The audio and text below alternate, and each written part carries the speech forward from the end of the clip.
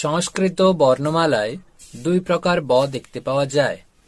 প ফ ব, এটি হলো বর্গের ব, তাই এর নাম বর্গীয় ব। প বর্গের ব বলে এর নাম বর্গীয় ব।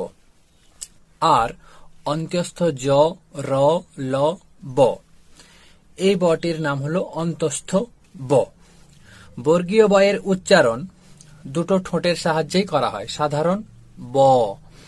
কিন্তু অন্তস্থ বয়ের উচ্চারণ ভ ভ, এর উচ্চারণ মূলত দন্ত ও ওষ্ঠের সাহায্যে করা হয়, উপরের দাঁত এবং নিচের ঠোঁট, তাই এর নাম হলো দন্তৌষ্ঠ ধ্বনি।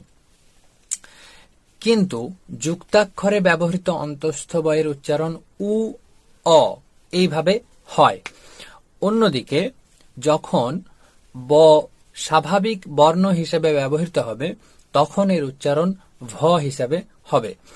কোন কোন ব বর্গীয় ব আর কোন কোন ব অন্তস্থ ব সেটা জানার জন্য জানতে হবে যে প্রত্যয়জাত ব, সন্ধিজাত ব, অব্যয়ের ব, ধাতুজাত ব, এগুলি সবই অন্তস্থ ব। এগুলি ছাড়া বাকি যে সমস্ত ব রয়েছে সেগুলি কিন্তু বর্গীয় ব। যেমন ধরুন পবন, এইখানে যে বটি ব্যবহৃত হয়েছে এটি সন্ধিজাত ব, এখানে বটির উচ্চারণ হবে ভ, পবন।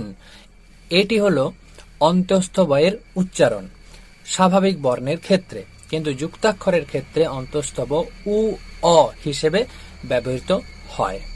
ধন্যবাদ।